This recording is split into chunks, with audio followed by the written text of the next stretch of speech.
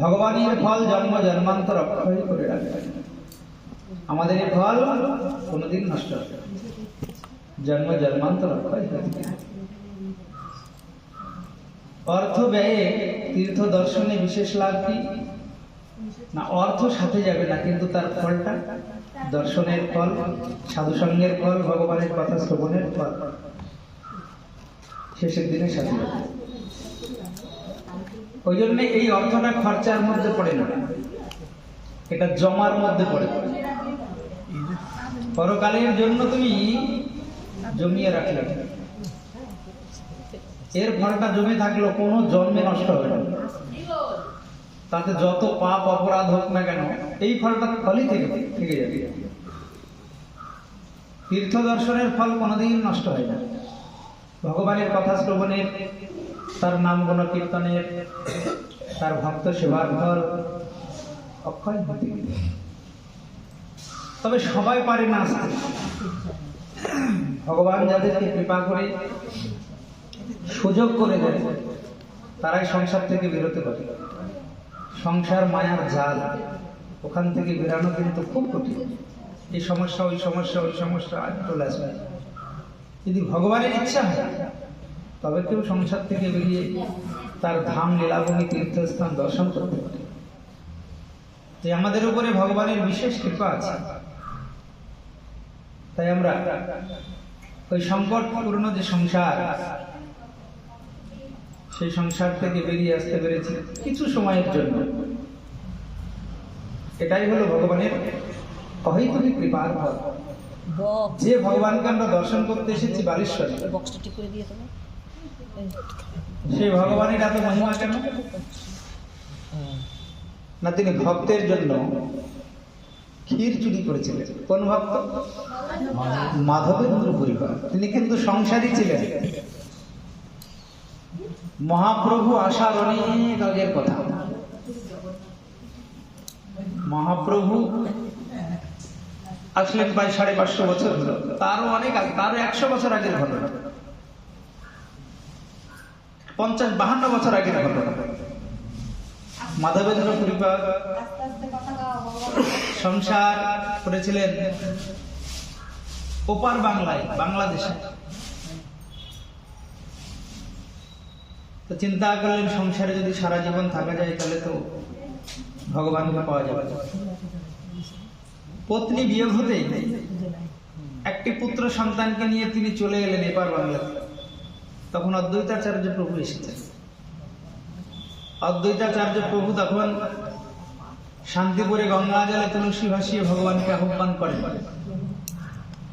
সেই সময় তিনি জানতে পারলেন, এই মাধবেন্দ্র পরিবার, যে অদ্বৈতাচার্য নামে এক পরম বিষ্ণু ভক্ত শান্তিপুরে নিবাস, তিনি বসবাস করেন। ওই পুত্রকে অদ্বৈতাচার্যের কাছে রেখে তিনি বৃন্দাবনে চলে গেলেন। এই মাধবেন্দ্র পরিবার, যার জন্য ক্ষীরচোড়া গোপীনাথ চোর সেজেছেন। বৃন্দাবনে একা এক বৃক্ষতলে একা এক রাত্রিবাস, কভু চানা, কভু চর্বণ, কভু উপবাস। জিজ্ঞাসিলে কহে, আমি কেবল শ্রীকৃষ্ণেরই দাস। এমন বৈরাগ্য মাধবেন্দ্র পরিপাদের জীবনে। মাধবেন্দ্র পরিপাদ অযাচক বৃত্তি অবলম্বন করেছিলেন। অযাচক বৃত্তি মানে কাউরি কাছে কিছু চাই না, ভগবানের ইচ্ছায় ভগবান যদি কাউকে প্রেরণা দেন, প্রেরণা দিলে যদি তাকে কেউ কিছু দান করে তবে সে সেবা করবে, না হলে খাবে না। এই অযাচক বৃত্তি অবলম্বন করেছিলেন মাধবেন্দ্র পরিপাদ। বৈরাগ্যের চরম পরাকাষ্ঠা। কাউরি কাছে ভিক্ষাও করবে না, কাউরি দুয়ারেও যাবে না, একভাবে গাছতলায় বসে হরিনাম করে, ভগবানের নাম করে। দেখুন কত বড়। একদিন বৃন্দাবনে বৃক্ষতলে বসে ভজন করছেন গোবিন্দ কুণ্ডের তটে। আর এক ছোট্ট বালক একটি মাটির পাত্রে দুধ এনে বলছি, বাবা, আমার মা দুধ পাঠালো, তুমি অনাহারে আছে, কিছু সেবা করো, দুধটা পান করো। দুগ্ধ পান করে দেখে অমৃত নিন্দিত সুস্বাদ। ছেলেটা দেখতে বড় সুন্দর,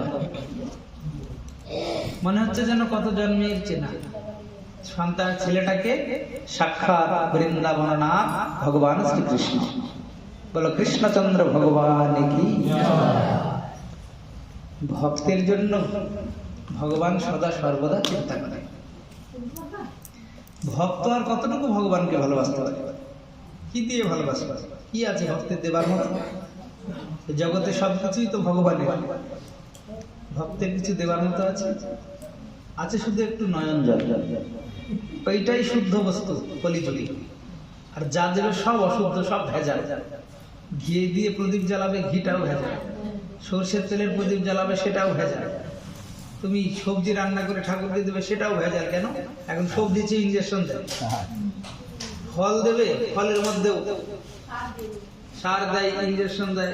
তরমুজ দেবে, তরমুজটাকে লাল করার জন্য ইঞ্জেকশন দিচ্ছে। একমাত্র ভক্তের কাছে শুদ্ধ পবিত্র বস্তু একটা আছে কলিযুগে, সেটাই হলো তার নয়নের জল। এছাড়া কিচ্ছু পবিত্র নেই। তাই নয়ন জলে বক্ষ ভাসিয়ে কাঁদছে আর বলছে, তুমি কে গো? তুমি এত সুন্দর অমৃত নিন্দিত সুস্বাদু দুগ্ধ দিয়ে গেলে, তুমি কে? আমি জীবনে অনেক দুগ্ধ পান করেছি, কিন্তু এইরকম স্বাদ আমি কোনোদিন পাই। খুব কান্না করছি।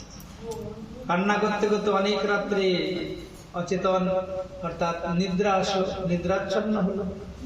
ভগবান স্বপ্নে বলছেন, মাধব, ওই ছেলেটা অন্য কেউ নয়, যার জন্য তুমি সর্বস্ব ত্যাগ করে বৃন্দাবনে এসেছো,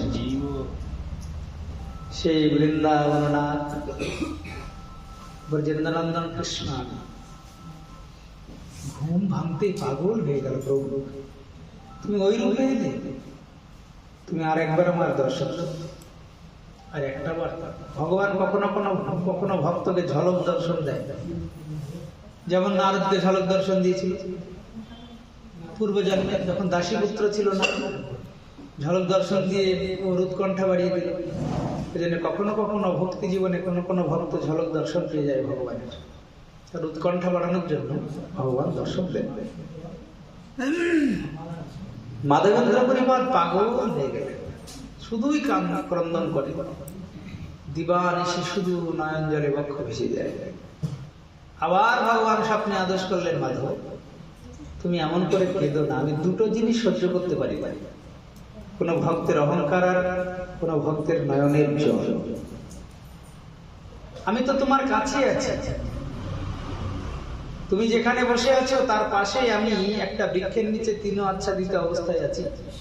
ব্রজবাসীদের ডেকে আমার এই গোপাল মূর্তি তুমি গিরিরাজ গোবর্ধনের উপরে প্রতিষ্ঠা করবে, তুমি আমার সেবা করবে, তাহলে তুমি আমাকে পাবে।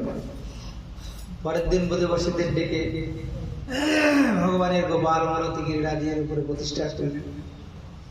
খুব গরম বৃন্দাবনে, জুলাই, আগস্ট, সেপ্টেম্বর, প্রচন্ড লু বয়। একদিন ভগবান বলছেন, মাধব তুমি আমার অঙ্গে একটু মলয় চন্দন মাখো। ওই যে চন্দন যাত্রা হয়, ওইখান থেকে চন্দন যাত্রা শুরু হয়েছে। মলয় চন্দন কোথা থেকে আনবে? উড়িষ্যা থেকে। উড়িষ্যায় সবচাইতে ভালো চন্দন পাওয়া যায়। পরের দিন রওনা হয়েছে, মনের আনন্দে ভগবান আদেশ করেছেন চন্দন। উড়িষ্যায় আসার পথে ঠিক এই রেমুনায়, যে স্থানে ক্ষীরচূড়া গোপীনাথ আমরা দর্শনে যাব, ওইখানে উপস্থিত হয়েছেন মাধবেন্দ্র পরিবার। শুনলেন এখানে গোপীনাথ আছে, ভগবানের রাস বিলাসের প্রতিমূর্তি। ব্রজগোপীদের মনোবাসনা পূরণার্থে ভগবান নতুন নাম ধরেছিলেন, সেটাই হলো গোপীনাথ। প্রত্যেকটি ব্রজগোপীর স্কন্ধে হাত দিয়ে তিনি নৃত্য করেছিলেন, গোপীদের নাথ স্বামী হয়ে মনোবাসনা পূর্ণ করেছিলেন বলে ভগবানের এক নাম হলো গোপীনাথ। বলে গোপীনাথ ভগবান কি জয়। গোপীনাথ সেবিত হয় মাধবেন্দ্র পরিবার শুনতে পেলেন। শুনলেন এখানে অমৃত কেলি ভোগ প্রত্যেক দিন 12 পাত্র, 12 ভাণ্ড অমৃত কেলি ভোগ লাগে। শেষ 12 পাত্রের অমৃত কেলি ক্ষীর ভোগের নাকি খুব স্বাদ। মনে অভিলাষ হলো, কিন্তু অযাচিত বৃত্তি তো, পূজারীকে বলতে পারবে না তুমি আমায় একটু প্রসাদ দাও। ভগবান গোপীনাথ মনের ভাব বুঝে নাক ডাকছে, মনের ভাব বুঝতে পেরে ভগবান ভক্তের জন্য চোর সাজে। প্রত্যেক দিন দ্বাদশ ভাণ্ড অমৃতকেলি ভোগ লাগে। পূজারী একদিন দেখছে কি 11টা ভাণ্ড আছে আর একটা নাই। পূজারী চিন্তা করছে তাহলে কি আমার ভুল হয়ে গেল, কি হলো? রাত্রে গিয়ে ঘুমিয়েছে, স্বপ্ন দিচ্ছে গোপীনাথ আমার এক ভক্ত এসেছে, তার অযাচক বৃত্তি, সে কোনোদিন কোনো কিছু চায় না, কিন্তু মনে বড় অভিলাষ, ওই আমার এই ক্ষীর প্রসাদ কেমন তা সাধন করবে, এই তার মনে বড় অভিলাষ। পূজারী তুমি দ্বাদশ ভাণ্ডই ভোগ লাগিয়েছো ক্ষীর, কিন্তু আমি একটা ভাণ্ড আমি পেছনে লুকিয়ে রেখেছি, আমার ভক্তের জন্য আমি সব পাই। তাই ওই অমৃতকালী ওই ক্ষীর ভাণ্ডটি নিয়ে গিয়ে তুমি ওই মাধব নামে যে আমার ভক্ত তাকে দান করো। পূজারী চিন্তা করছে, বাবা প্রভু আমি এতদিন ধরে সেবা করে তুমি এত কৃপা তো আমায় করো। মাধব নামে এমন কে তোমার ভক্ত যাকে তুমি এত কৃপা করো? ক্ষীরের ভাণ্ড পেছনে দেখে নয়নে জল, ক্ষীরের ভাণ্ড নিয়ে ডাকছে, ওগো কে আছে মাধব, ওগো কে আছে মাধবেন্দ্র পুরী, ভাগ্যবান মাধবেন্দ্র পুরী, যার জন্য গোপীনাথ ক্ষীর কইল চুরি। ওগো কে আছে ভাগ্যবান মাধবেন্দ্র পুরী, যার জন্য গোপীনাথ ক্ষীর কইল চুরি। এই কথা যেই মাধবেন্দ্র পদ শুনেছে চিন্তা করলেন আমার তো প্রতিষ্ঠা হয়ে যাবে, সবাই তো আমার চরণে ছুটে আসবে, আমার তো বড় প্রতিষ্ঠা হয়ে যাবে। প্রতিষ্ঠা সুপরের নিষ্ঠা, নাম যশ প্রতিষ্ঠা।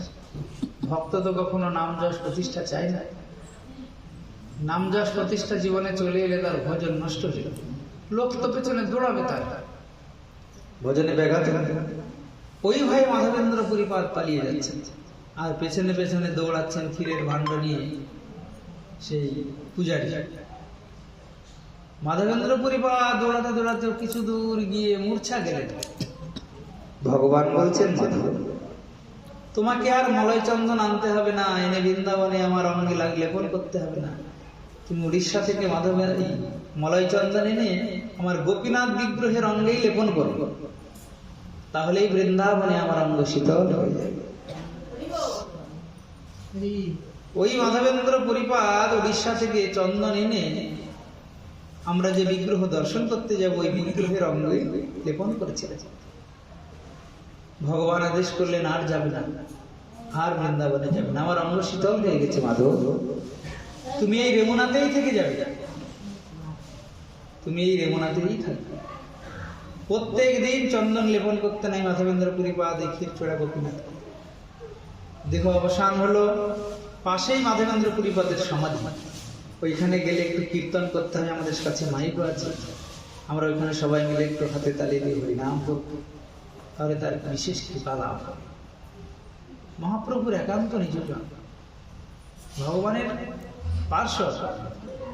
এই মাধবেন্দ্র পুরীপাদ দীক্ষা দিয়েছিলেন ভগবানের গুরুদেব ঈশ্বর পুরীপাদকে। সচিনন্দন গৌর হরির গুরুদেব ঈশ্বরপুরী, যার কাছে মহাপ্রভু দীক্ষা নিলেন। তারপরে অদ্বৈতাচার্য, যে অদ্বৈতাচার্যকে দীক্ষা দিয়েছিলেন মাধবেন্দ্র পুরীপাদ।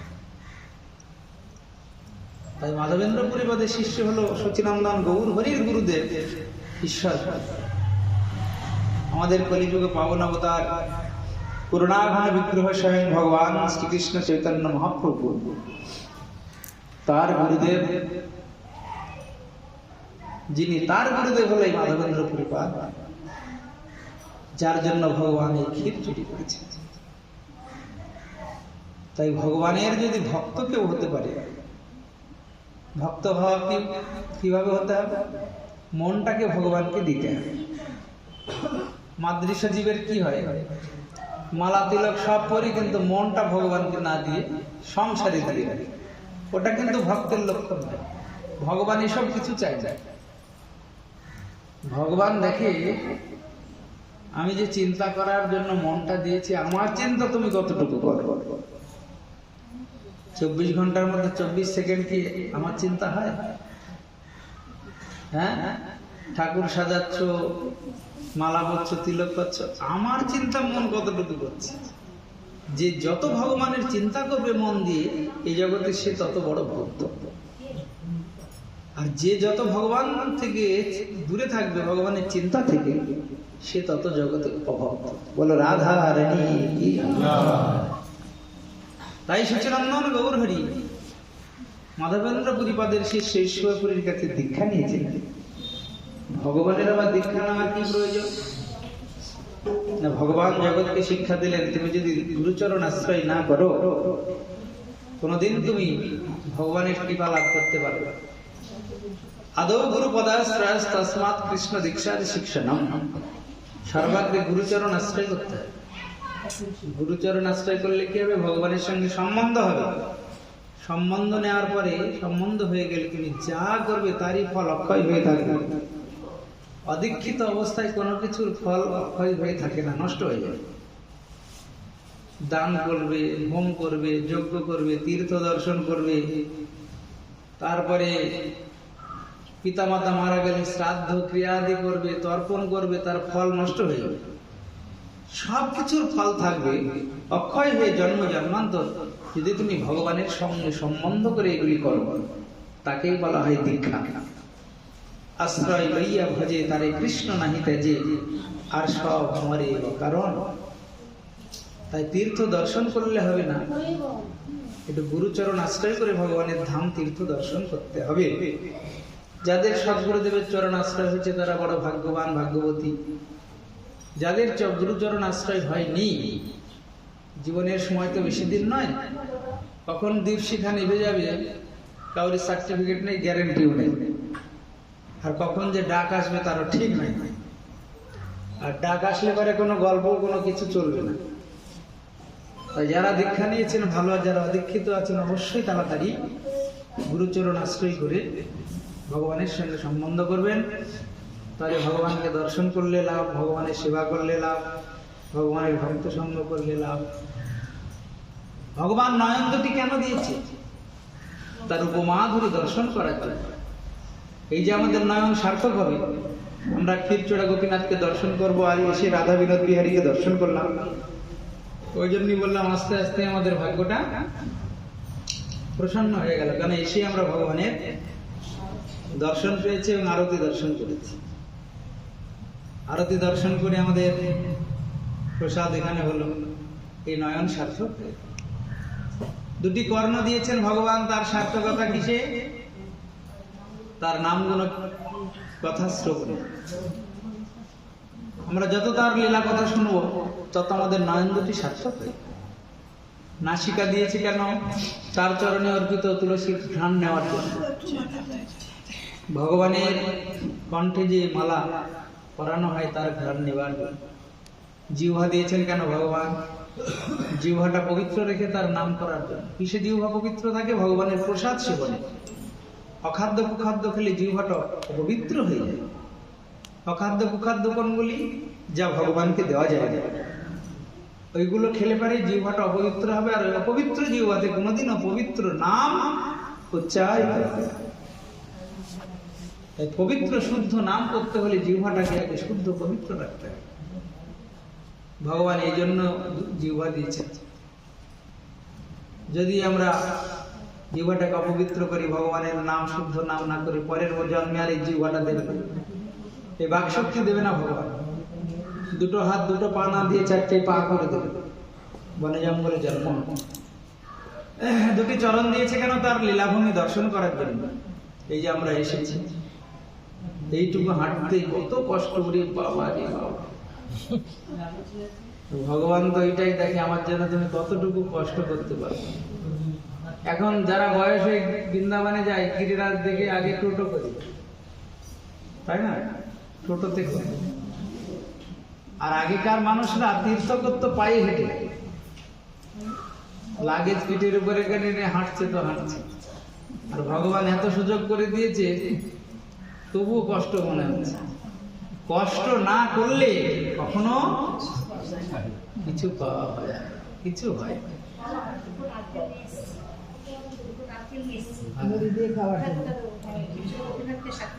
হ্যাঁ হ্যাঁ, দুই জায়গায় দিয়ে দেবেন না। আচ্ছা, দর্শনের নিয়মগুলো এবার বলবো। যেখানে যেখানে দর্শনে যাবে একটু করে আরতি দেখাবে, প্রদীপ দেখাবে। হ্যাঁ, যাদের না থাকবে একটু কিনে নেবে, এগুলো দর্শন করার নিয়ম। আজকে আমরা ক্ষীরচোরা গোপীনাথ দর্শনে যাবো, ওখানে একটু প্রদীপ দেখাবে। ভগবানকে আলো দেখালে তোমার জীবনটাও আলোকময় হয়ে যাবে। বলো রাধা রানী কি। জীবনের পাপ অপরাধের অন্ধকার দূর হয়ে যাবে, নাশ হয়ে যাবে। তাই ভগবানকে দর্শন করে একটু প্রদীপ দেখাবে, কথা বলো না। ভগবানকে দর্শন করার নিয়ম হচ্ছে চরণ থেকে ধীরে ধীরে ধীরে মস্তক পর্যন্ত। যারা প্রদীপ এনেছে ভালো, যারা প্রদীপ আননি ওই কিনতে পাওয়া যাবে ক্ষীরচোরা গোপীনাথের ওইখানে, পাশেই দেখবে দোকান, ওইখান থেকে কিনে একটু প্রদীপ দেখিয়ে দেবে, বোঝা যাবে। এগুলি মনে রাখবে, ওই তো ওখানে প্রদীপ দেখানো যাবে, আসলে মন্দিরে দিয়ে দিতে পারবে। ওইখানে দোকানে প্রদীপ দেখাবে, ওইখানে দোকান আছে ক্ষীরচোরা গোপীনাথের পাশে। এখন কথা হচ্ছে, এখন আমি পরে বলবো। এখন ভগবানকে দর্শন করতে গেলে বিনা দক্ষিণায় দর্শন করতে নাই, খুচরো পয়সা করে নিয়েই যাবে। দর্শন কখনো বিনা দক্ষিণায় করতে নাই, তাহলে ফল হবে না। ভগবানকে দর্শন করার পরে চোখ বন্ধ করবে, চরণ থেকে মস্তক পর্যন্ত দর্শন করার পরে চোখ বন্ধ করে ওই রূপটাকে হৃদয় মাঝে চিন্তা করবে।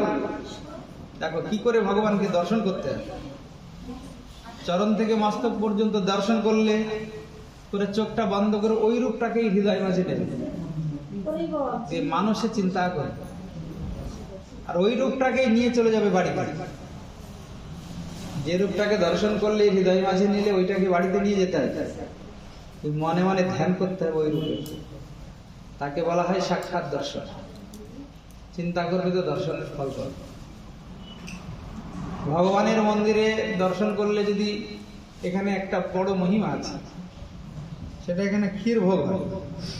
ওই ক্ষীর ভোগ কিনতে পাওয়া যায়। পূজারীকে বললে ক্ষীর ভোগ 50 টাকা কি 100 টাকা, আগে তো 50 টাকা ছিল, এখন হয়তো 100 টাকা হবে।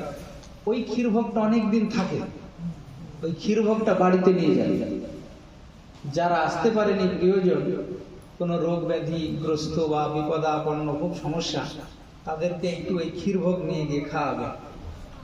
এগুলি মনে রেখে জিজ্ঞাসা করবে কত ক্ষীর ভোগের দাম, একটা করে ক্ষীর ভোগ নিয়ে যাবে। বোঝা গেল। আর একটা মহিমা এখানকার বিশেষ আছে, ওইখানে যে প্রসাদের ব্যবস্থাটা হয়, ওখানে প্রসাদ দানের মহিমা আছে। অনেক ভক্ত এখানে এসে প্রসাদ দান করে, 2 জনকে, 3 জনকে, 4 জনকে, 12 জনকে, 20 জনকে। প্রসাদ দানের নিয়ম, মানে প্রসাদের যা দাম, তুমি গোপীনাথের কাছে সংকল্প করলে আমি 12 জন কি 12 ব্রাহ্মণ বা বৈষ্ণবকে সেবা দেব, কিংবা 6 জনকে দেবো, কিংবা 3 জনকে দেবো, কিংবা 1 জনকে দেবো। একটু প্রসাদ দান করে যেতে হবে। এই গোপীনাথের প্রসাদের খুব মহিমা আছে। এবার যদি মনে করো না দান করবো না, আমি ধামে এসেছি ভক্ত সেবা দেব, সেটা পুরীতে।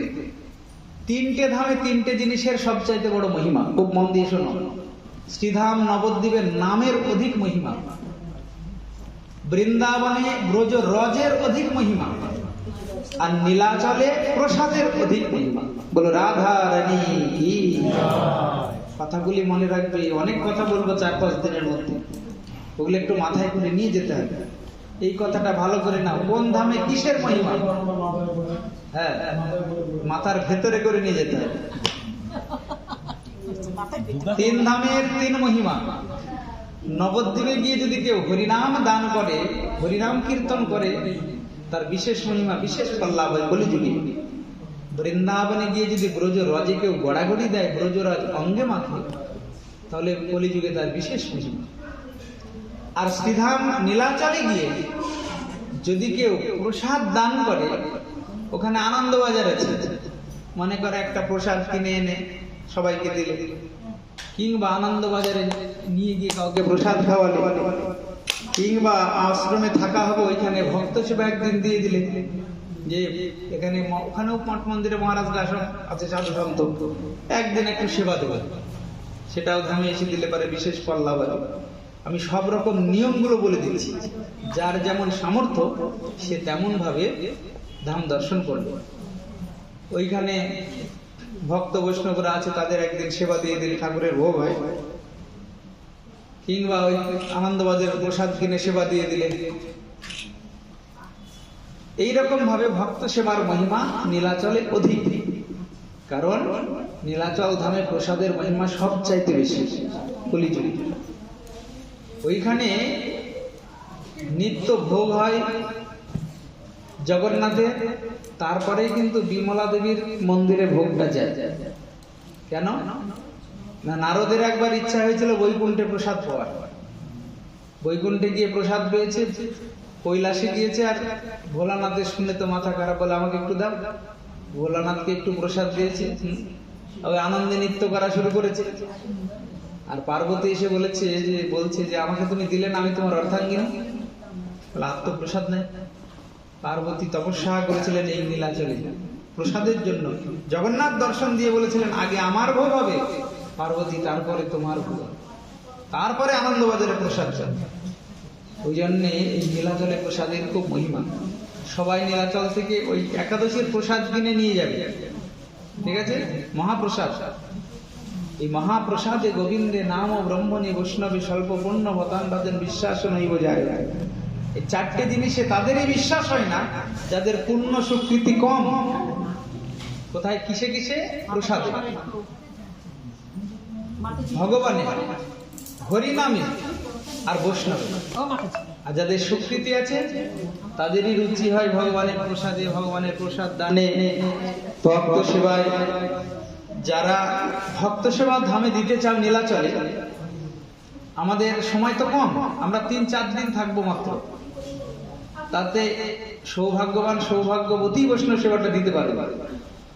যারা দেবে ধামে সেবা তারা আগে থেকে আমাকে বলবে, না হলে ধামের সেবা ইচ্ছা করলেও হবে না। দেখতে দেখতে আমাদের রিটার্ন টিকিটের টাইম চলে আসবে, কারণ আমাদের অনেক দর্শন আছে, নীলমাধব পর্যন্ত দর্শন আছে। তাই আমাদের দর্শন শুরু হচ্ছে ক্ষীরচোড়া গোপীনাথ থেকে, তারপরে আমাদের শেষ হবে নীলমাধব জগন্নাথ মন্দির দর্শন। তাই ভগবানের নীলাচল ধামে প্রসাদের সবচাইতে বড় মহিমা। ভগবান বলেন আমার সেবা দিলে আমি যতটুকু খুশি হই তার চাইতে কোটি গুণ খুশি হয় যদি কেউ আমার ভক্ত সেবা দেয়। ভগবানের সেবার থেকেও ভক্ত সেবা বড়। ভগবান বলেন আমার সেবা দিলে কেউ আমাকে পেতেও পারে, নাও পেতে পারে, কিন্তু আমার ভক্ত সেবা দিলে আমি তার কাছে চিরতরে বাধা পড়ে যায়, সে আমাকে পাবেই। ওই দিন যে ভাগ্যবান ভাগ্যবতী ধামে বেশি পয়সা লাগে না, নীলাচলে সেবা দিতে খুব সামান্য পয়সা। তাতে ধামে যদি সেবা দিতে যাও আগে থেকে বলবে, অনেক ভক্ত তো, তাছাড়া লিস্টে নাম আসবে না, সময় কম, লিস্টে নাম আনতে গেলে আগে থেকে বলতে হবে, তাহলে পরে ধাম দর্শনের পূর্ণ ফল লাভ হবে। বলো রাধা রানী কি, কৃষ্ণচন্দ্র ভগবান কি, সচিনন্দন গৌর হরি কি, বৃন্দাবন ধাম কি, নবদ্বীপ ধাম কি, নীলাচল ধাম কি, জগন্নাথ বলদেব সুভদ্রা কি। এখানে আমার গুরু মহারাজ বসে আছেন, ভক্তিবেদান্ত পর্যটক গোস্বামী গুরু মহারাজ, তার পাশে বামন মহারাজ, পরম গুরুদেব কেশব গোস্বামী মহারাজ, প্রভুপাদ ভক্তি বিনোদ ঠাকুর, গৌর কিশোর দাস বাবাজি মহারাজ, জগন্নাথ দাস বাবাজি মহারাজ, সবাই বসে আছেন। সবার কৃপা আশীর্বাদ আমাদের লাভ হলো। আমরা এখন ধীরে ধীরে দর্শনের দিকে এগোবো, কেন 3টে বেজে গেছে, আর শুয়ে থাকলে হবে না। জাগো জাগো নন্দলাল, চেয়ে দেখো হলো সকাল, চলো। ওই জন্য আর ঘুমানো যাবে না, সংক্ষিপ্ত ভাবে আমাদের হরিকথা আস্বাদন হলো। এখন আমরা দর্শনের দিকে আগাবো। জয় রাধে, জয় শ্রীকৃষ্ণ। বলো ক্ষীরচোড়া গোপীনাথ ভগবান কি। ক্ষীরচোড়া গোপীনাথ দর্শন করে পাশেই মাধবেন্দ্র পুরীপাদের সমাধি, সেই সমাধিতে গিয়ে বসে আমরা 10 মিনিট ভগবানের কথা এবং কীর্তন করব। মাধবেন্দ্র পুরীপাদের বিশেষ কৃপা লাভ হবে আমাদের। লাগেজ কিন্তু সব এখানেই থাকবে, এক সাইড করে রাখুন।